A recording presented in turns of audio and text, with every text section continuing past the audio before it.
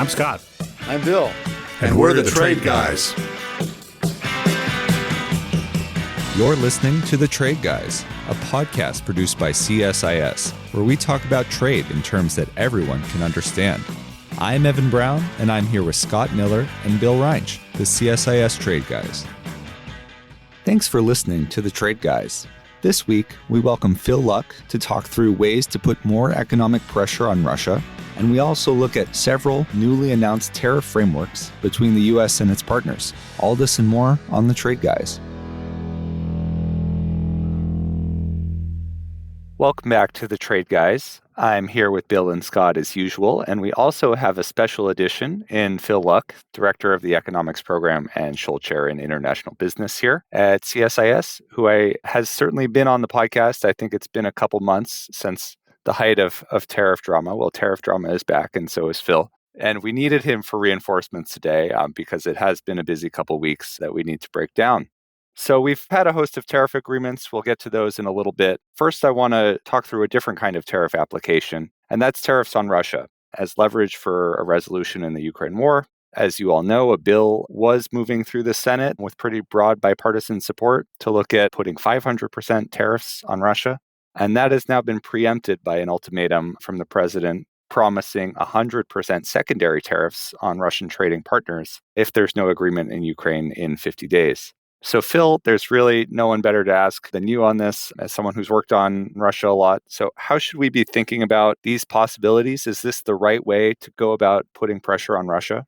Yeah, well, first of all, thanks a lot for having me back. Usually means it's been a bad week in trade policy if I'm here. So, we're keeping that rolling. On this sort of secondary tariffs, as they're sort of now being deemed, which is the new term, it's an innovative and interesting approach, right? So the bill that's been going through the Senate has A votes. It trends to impose 500% tariffs on countries that buy Russian oil and other goods. That is certainly a big number and a big headline number. And I think largely this might be an attempt to put pressure on the Trump administration to do something, because we really haven't put any sanctions on Russia since the beginning of this administration, and that's having an impact. So first, to say something on that, look, sanctions and export controls only really work if you keep applying them. It's a game of whack-a-mole in some sense, and you keep having to put on that pressure. And if you don't, you're essentially relieving pressure. So I think the Senate is trying to do that. In terms of the policy itself, applaud the effort, have some notes on the exact legislation. If this were to go in place, and if the president were to declare, Russia in violation of this law, and then would be sort of required to put these 500% tariffs on trading partners, that would do one of two things. It would either mean we had 500% tariffs on China, India, Brazil, and others, which would be basically an embargo, or it would take an enormous amount of oil off the global market and it would spike oil prices. So either one of those things would be really quite dramatic. It would be really impactful for Russia because, it's about a third of their government revenues comes from oil revenue. The joke that they're, a gas station with nukes is not that far off, but it would be really quite impactful to the global market as well. So good idea, but not the best policy. If you had something that sort of had the ability to threaten these secondary tariffs, if countries, say, didn't buy oil below a certain price, which still allowed the oil to flow, but reduce Russian revenue, that could be a really impactful way to go about this. That wouldn't have the sort of global ramifications that either trade embargoes or spikes in global prices would. Isn't that what you just said, the oil cap proposal that we already have in effect? Yes, but it's toothless, right? Because with the oil price cap, it basically says you can't use Western insurance, right? And so you have a shadow fleet that's hundreds and hundreds of vessels. And so that oil is going out of Russia regardless, all above the oil price cap. Or if it's below the oil price cap, that's just a function of global market prices. At this point, last time I checked, which was a few months ago, it was about 95% of the oil was going in the shadow fleet above the cap price. So is there a way to make the cap effective without going to 500% secondary tariffs?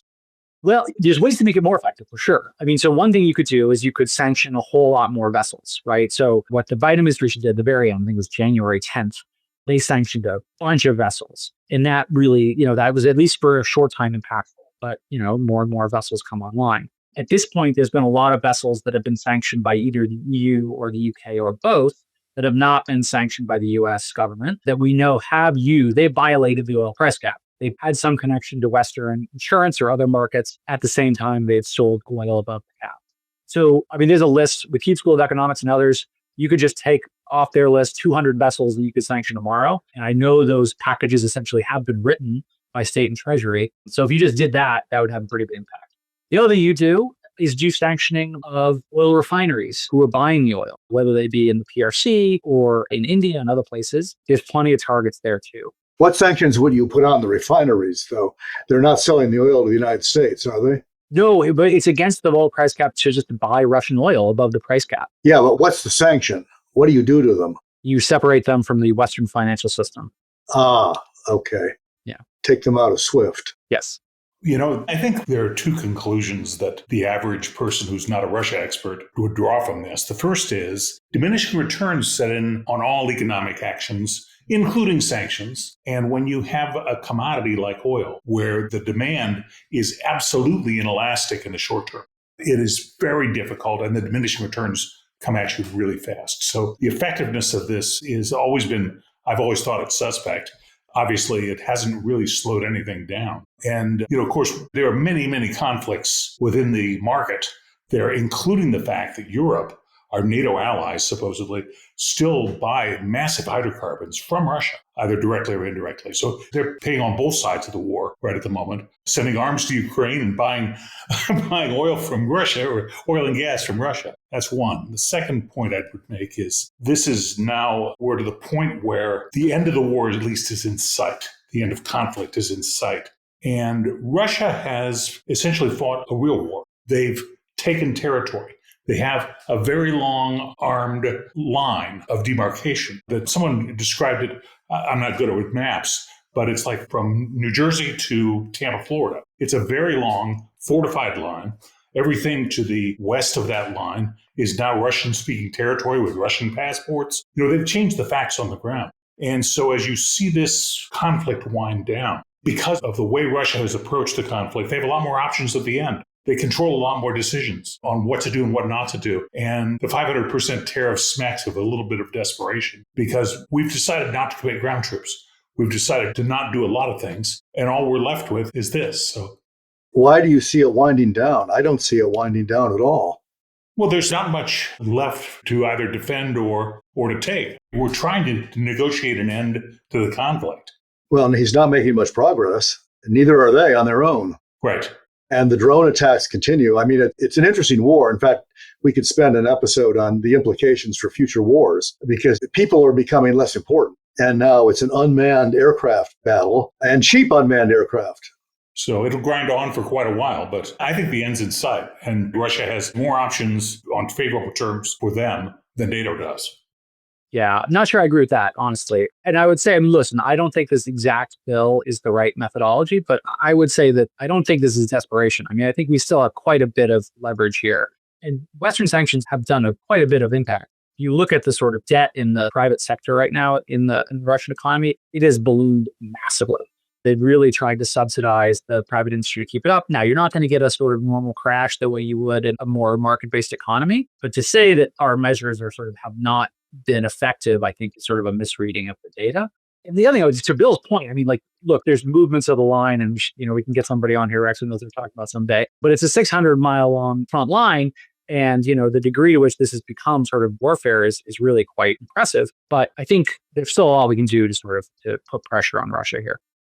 The other thing to think about, which I don't know the answer to, is how the countries that are the likely victims of this bill, China, India, Brazil, how they'll calculate this. First of all, I think it looks like Trump is taking the same approach to this legislation that I think all presidents take to sanctions legislation, which is that he wants discretion to impose the sanctions or not. He wants it left up to him. He doesn't want Congress to require them. And frankly, there's a lot of good arguments in favor of that. Congress moves slow. One of the problems is if they impose them by statute, then if the situation on the ground changes in however many years you want to say, you can't get rid of them unless Congress acts again. The best example of the problem of that was in Uganda in the 80s when the Congress voted sanctions on Idi Amin for very good reasons. Amin was deposed, and it took Congress 2 years to repeal the sanctions. So at the very moment that the next Ugandan government needed support, and needed help, we were prohibited from doing that by congressional action. Had the president had discretion, it would have at least created a situation where we could have acted more quickly. So I don't think Trump is particularly wrong in wanting discretion.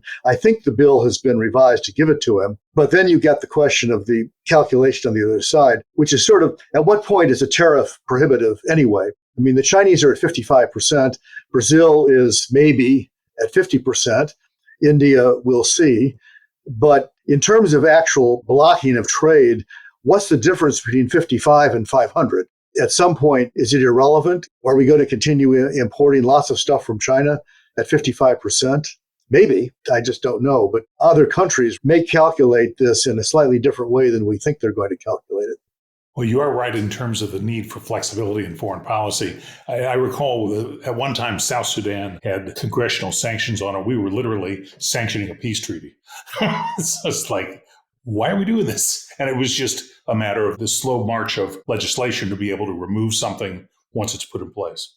Well, thanks, guys. Let's turn now to the Trump administration's latest quote-unquote reciprocal tariff deals, which have, after long periods of waiting, and I know Bill was sitting by the computer waiting for the announcements to come in.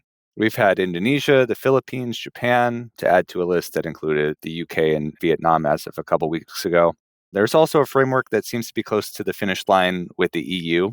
So, Bill, after your long wait, they're finally here, or at least several of them are. What are you paying attention to within this whole flurry of activity, and what do you think comes next?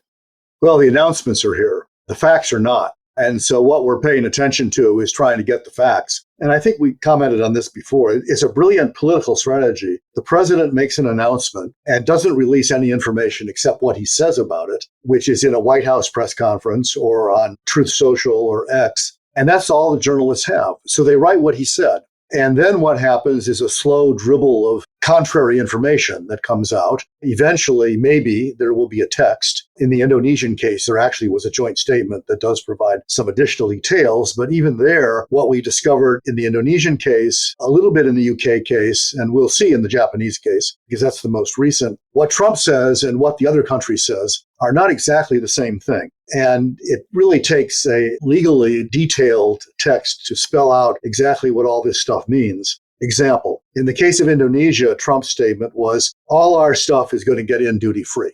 The Indonesian comment from Mary Pangestu, who used to be the trade minister and is now their president's trade advisor, was that, well, it's a little more complicated than that. And the duty-free status is going to go to products that don't compete with Indonesian products. Well, that's a big difference. If you just talk about things that don't compete with Indonesian products, that's a much smaller universe than everything. So it remains to be seen exactly how that's going to be played out. I think in all of these cases, well, Indonesia, Philippines, and Vietnam in particular, the sleeper issue will be transformation, which has been alluded to specifically in the Vietnam agreement and in the Indonesian agreement, where the joint statement mentions it without answering critical questions like, what does the term mean? And that is essential.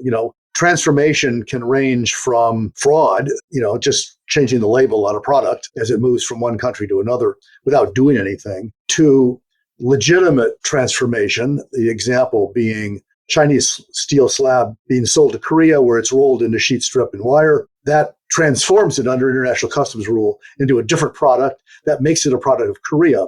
The joint statement that Indonesia and the United States put out implied, but did not state directly, but implied that the United States might be looking for changes in rule of origin that might make the latter case not a substantial transformation because the steel was melted and poured in China, and that therefore that would make it a product of China, in the example, not a product of Korea. That would fly in the face of decades-old customs practices. But there are a lot of other different products, gradations in between the two extremes of fraud and legitimate transformation. So how they define the term is going to be very important, because what these agreements are saying in the Vietnam case is if it's transshipped, it's a 40% tariff, not 20% tariff. In the Indonesian case, it's saying that if it's transshipped, the tariff will be the tariff of the originating country and not the Indonesian 19%. So in the Chinese case, it would be 55, at least today. We'll see if that changes after next week when they The Chinese and the U.S. meet in Stockholm. So there's a lot of uncertainty here, which goes back to what we've said previously about the UK agreement, which these are all aspirational.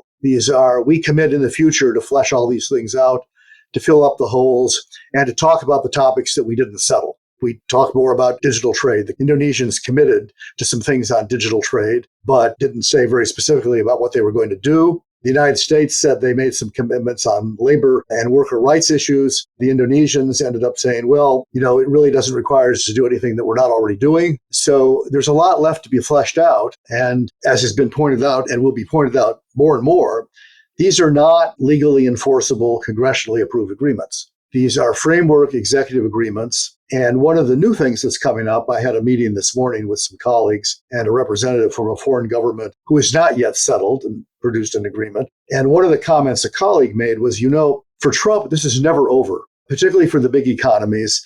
They'll be coming back for a bigger bite. The United States has refused to promise not to move the goalposts. And the growing fear, I think, on other countries, and certainly here, is that once these agreements are done, the first thing you're going to see are sectoral tariffs, pharmaceuticals, trucks, aircraft, chips, which have variable impact depending on the country. But then you might see the United States coming back, say, to the UK for another bite, saying, we need you to get rid of the digital services tax since we're insisting on that and everybody else, and you got away with keeping yours, and we need some other concessions. So if I were these other countries, I wouldn't be relaxed at the announcement of an agreement. Look, I think Bill is spot on. The way we ought to think about this is that this is the first set of moves in what's going to be an ongoing method for foreign economic policy. And this is how the president is choosing to address it. It's different, but any policy change has to be compared with what was accomplished by the prior approach, which was not much of anything. The Doha Development Agenda, launched in 2001, was quietly euthanized in 2015. So there's not really multilateral talks. The U.S. did not have substantive tariff negotiation or market access negotiations going on in any of the sort of discussion fora that they had around the world. The Larry Summers, of course, made the famous joke that we give lectures and China builds airports. And so it was those kinds of things. But we had a trade agenda that was modeled after the rules-based trading system, but didn't seem to go anywhere. It was kind of stuck in place. So you've got this going on now. It's movement. Now, is it disruptive? Yes, it is. Does it make the commercial operations of international companies much more difficult? Yes, it does. But I think the president is going to sell this as a win and is going to keep after it. Bill's point about this is just the first round. But if you think about it, look, the jobs reports have been strong. Inflation is at a 4-year low. The equity markets are at an all-time high. CapEx is flowing into the country through the roof. We won't talk about what that is, the trade deficit, but that's a fact. Plenty of CapEx flowing into the U.S. Tariff revenue is, in this fiscal year, is now over $100 billion and will set a new high. And import prices are thus far flat. In the meantime, I think they've avoided disaster by this very sort of deliberate but flexible and meandering process, because all the forecasts of economic harm were based on retaliation, and nobody's retaliated. Yeah, first of all, I would say that the PRC definitely retaliated and put us in a world of hurt for a little while there. So I wouldn't. Because there was a goal stated many years ago of decoupling with China. We're now decoupling with China, as our AI guest told us. That's really what he's seeing in the numbers. Look, it looks like we're getting serious about things like critical minerals and strategic sectors that need to be produced in the United States. I think there's enough flexibility to avoid disaster. The president wants to personally be part of this, and this may wind up working. I didn't think I'd say that in April when the wheels looked like they were coming off, but I could see how a salesman like Donald J. Trump could sell this. I mean, I agree with you. He will sell this. There's no other thing that I'm more sure of than that. But so far, I mean, all we've accomplished is raising tariffs to, the highest level in basically a century. So, and to Bill's point, we actually haven't gotten any real concessions. We've gotten no real relaxations in tariff rates. We can sell slightly more rice to Japan than we could before, but we haven't really gotten much. Again, part of this is, to Bill's point and your point as well, that look, Trump's going to come back. Whatever you put on the table, he's going to put in his pocket and then say, okay, great. Now what are you going to give me? I think everybody knows that. And so no one's really giving anything very concrete. They're trying to not get whacked harder. Everyone wants to avoid getting whacked really hard. And so far, a lot of our partners have. We'll see what happens with the EU and others. And South Korea is obviously a very large one that's outstanding. But again, I would say we haven't really gotten anything other than higher prices on goods we import, really. The other thing I would note is, to Bill's point, none of this is congressionally mandated. So these can be turned off tomorrow. They can also be turned off. Everything that's being negotiated now, for the most part, except for the 15% tariffs on Japanese autos, everything that's being negotiated could be turned off by the courts tomorrow because of the IEEPA ruling. I would be kind of shocked at this point. I would at least have a 50% chance of these IEEPA authorities being turned over by either the current courts or the Supreme Court. The fact that they use IEEPA, a national security justification, to justify a 50% tariff on Brazil because of a domestic legal action, to me, strains credulity that that's in the U.S. national security interest. But I've been thinking about that because, in fact, I just got a question from one of our affiliate friends earlier today about this. If I were Trump, if I lose the case in court on IEEPA, my response would be, well, these tariffs are the product of bilateral agreements, and they're not pursuant to your IEEPA. They're agreements, and therefore they're not covered by the court's decision now that they're in place. I think what that then leads to is litigation over whether the president has authority to negotiate trade agreements in the absence of congressionally approved trade promotion authority. And some people in Congress will say, no, he doesn't. That's an Article 1 issue. The president, of course, will say under Article 2, of course I do. And it goes back to the Supremes and we do this all over again. And meanwhile, the tariffs stay in effect. So I'm not sure they're going away, even if he loses. Yes, and Congress is really delighted to have this revenue coming in. They're getting it from their constituents, okay? Don't get me wrong. They're getting it because consumers will pay higher prices. But it doesn't look like a tax to them. So I think they're plenty happy with it. I've seen no evidence that Congress cares much about a balanced budget. And just to be clear, this is 2% of government revenue. They do not like to raise taxes on constituents, put it that way. So this helps them avoid that. So let me ask Phil a question about that. The meeting I was in this morning included a number of other professional economists, and they were all puzzling over the fact that the impact has not been as great as they expected in April or March. And then the question, of course, was, well, will it be as great as you expected? And if so, when? So, Phil, do you have thoughts about that? Yeah, I've been puzzling on that too. The first thing I would say is, yeah, we'd all wish that our models we'd reach the equilibrium conditions a little bit faster. I'd say a few things. One, the first thing is like the tariffs that are there that are really substantial. It's steel, aluminum, and a few other sectors, obviously, autos. Car prices are going up. Toyota just said that they're going to increase prices. There's now only 2 car models in the US that sell for less than $30,000, so cars aren't affordable. The other thing I would say is a lot of these tariffs have not been put in yet, right? The IEEPA tariffs are on pause. And the third thing I would say is some of these tariffs, whether by design or just by luck, they sort of said they're going to do these things before they go into place, allowing industry to pre-position, get them into the country faster. That obviously happened before Liberation Day, which probably delayed the increase in inflation. That's currently happening in copper. I've talked to people in the industry and they've said the warehouses are full. There's nowhere else. If you want to bring copper into this country, there's nowhere else to put it right now because they've already brought it all in. So you're going to see a lot of, even if the 50% tariffs come in, there's going to be a long time of consumers buying copper that didn't have that tariff imposed on. So again, would love to be right immediately. And maybe I won't be as right as I think I'm going to be. But I do think this is going to have an effect. All that says that he's likely to get away with this and be able to spin it positively. Keep in mind, underneath all this, what you have is now, because of the reconciliation bill, you have stability in tax rates. Okay, it's now permanent law. You have a deregulatory agenda going on. Pay attention to gasoline cans. So if you have a lawnmower or something like that, you can now buy a gasoline can that you can actually dispense out of. But there's a lot more deregulation on the way. Energy abundance is part of the strategy, and they're doing, I think, a fine job of particularly natural gas. And that's what, of course, AI, all that AI investment is really about energy and being able to have reliable, cheap energy to run the server farms. So there's a lot going on here that is not tariffs. And I think it'll all get spun together. Richard Baldwin called it the placebo effect. Brought me back to, I was a life sciences major as an undergrad. And one of the amazing things about medical research is you have half of the blind test participants on a sugar pill and they get better. They're taking the placebo, but they have symptomatic relief for whatever reason. And there always is a placebo. So I think there's always going to be a political argument that this was great for our industry. It helped jobs. It helped this, helped that. And at the end of the day, if the economy's growing and inflation's under control and the macro issues stay within this broader framework of low taxes, lower regulation, low energy costs, I think it's a winning hand. I'll say one thing really quickly on that and pass it over to Bill.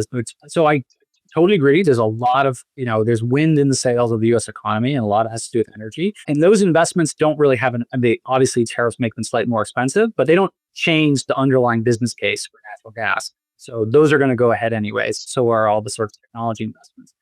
Where I'm going to be looking at the economic data to really start to see if there's some signs of damage is on more small to medium enterprises.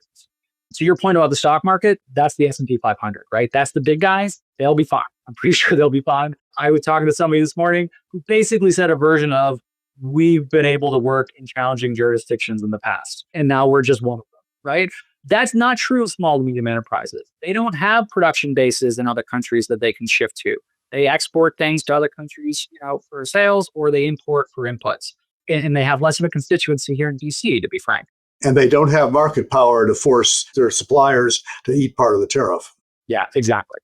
The other thing that I learned today that I hadn't thought about, which I guess is a bit of a mystery, is net migration. I mean, we read all this time about deporting, but apparently net migration in the United States right now is zero, which is also baffling some people. I mean, in a way, that's a reduction because it used to be net positive and was net positive pre-COVID, 2 million a year, and post-COVID, it peaked at like 4 million a year for a couple of years, and then it's fallen back down last year when enforcement was tightened. But right now it's zero. I think as much because it may be that actually deportations, I guess, are currently running behind the Obama years. But the larger factor, I think, is that people have stopped coming here. Yeah, I think you're seeing that in the jobs report. The jobs report showed increases for U.S.-born workers and decreases in number of jobs for foreign-born workers. So that all squares with the migration policy. I still think, though, long term, we've got shortages, and in all aspects of the economy, in all levels of the economy, including sort of traditional blue collar sectors, which also involve skills, construction being one. It's not just lifting wood. There's a lot of skill that's required there. No, there's going to be big demand, and I think wages are going to go up as a result. That is, I think one of the more undisputed predictions is blue-collar labor rates are going to go up in this country. And that's good because they've been under amazing pressure for a generation. And so in some ways, I think that's a relief. And it's a campaign promise. That's what the president said he was going to do. It is good. It's also inflationary. Yes. Well, that hasn't shown up yet. But fortunately, we still have Jerome Powell with his hand on the tiller, and rates are still high. So far, at the moment we're recording this, Trump is at the Fed inspecting their renovation project. So yeah, I understand he's doing the building tour of the Taj Mahal there on Constitution. Yeah, the Taj Mahal is 100 years old and it's falling apart. Stay tuned to see if he's still the chairman tomorrow. My guess is that, yes, he'll survive, but, who knows? To add one thing, totally agree on the labor market point that Bill just made. I think that there's been some discussion that businesses are actually not firing as much as they would otherwise because they're sort of anticipating a tighter labor market going forward, which again, who knows exactly how true that is. But, again, to Bill's point about the net migration rates, that's not unreasonable. I'd also point to totally agree with Scott that yes, this is, both the trade policy and the migration policy, it's going to reduce the supply of low skill workers. It's going to increase demand for less skilled occupations. It'll probably increase wages. But again, to Bill's point, that's also going to increase prices, right? We're seeing that happen in the housing market right now. I mean, building rates are starting to fall because labor supply issues.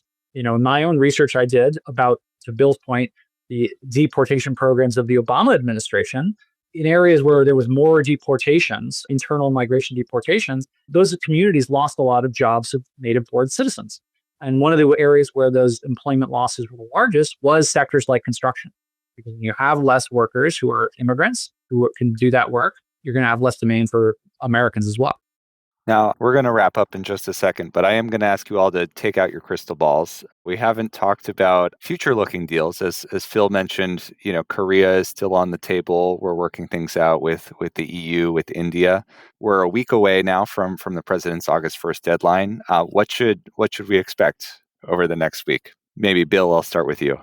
Well, I thought for a while that thanks to the taco argument that we've discussed in previous podcasts. I think there needs to be a victim or two. Trump needs to show that he's tough. So somebody's going to get the axe. Nobody wants to pick one of them. So, and I don't think I will either. The EU seems to be back on track. In a way, it's an interesting case of adjusted expectations. If anybody had said in April that it's going to be 15%, there would have been screams of outrage in Europe. There were screams of outrage at 10%.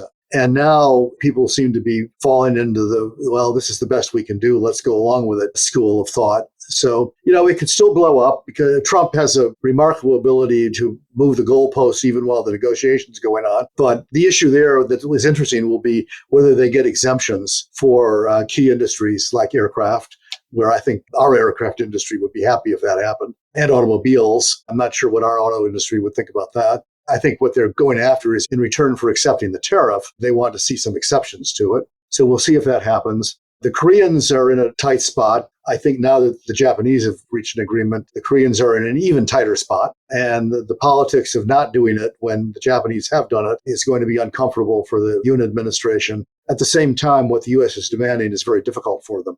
I don't know how that one's going to go. It's going to be very difficult and go down to the wire. Indians, which Trump has been saying for the last 2 weeks was imminent, seems to be getting farther away rather than closer, which doesn't really surprise me. The Indians are reluctant to ever agree to anything. And so that doesn't surprise me in the least. And Evan, you didn't mention Brazil, but Brazil is in there. And, so far the 50% is a threat. He hasn't actually done that. So we'll see what happens. But that's the odd case where it's a political demand, not an economic demand. And it really is an intrusion on their sovereignty.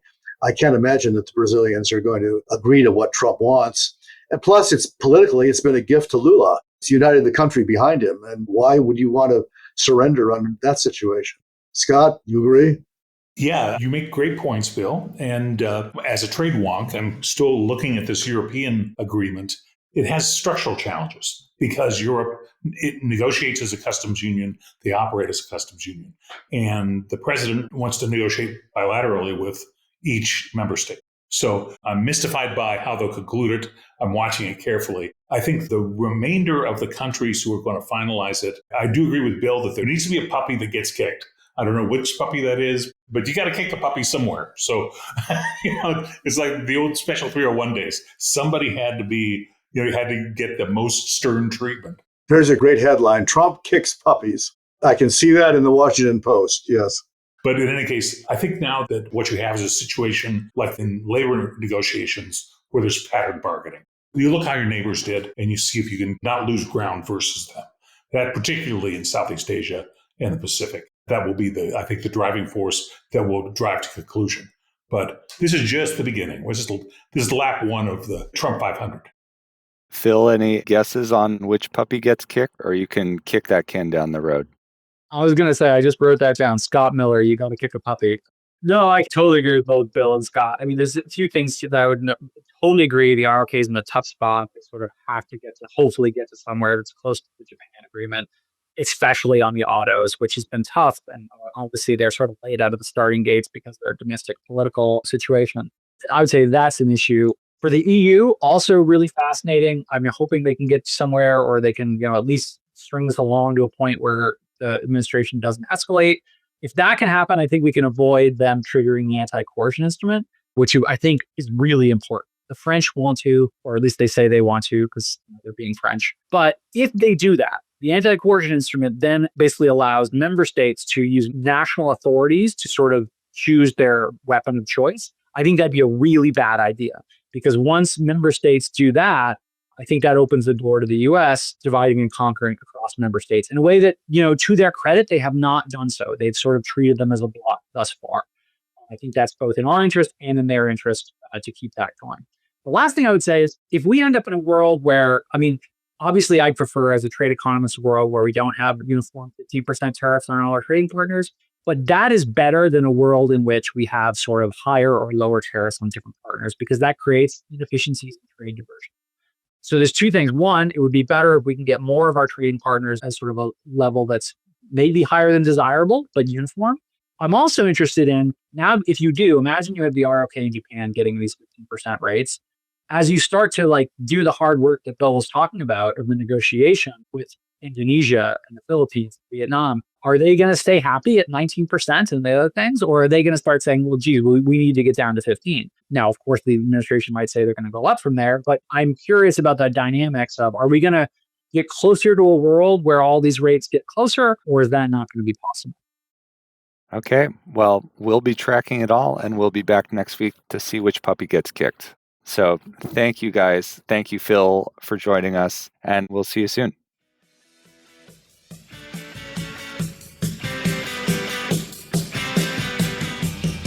You've been listening to The Trade Guys, a CSIS podcast.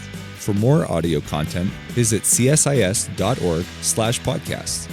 Thanks for tuning in.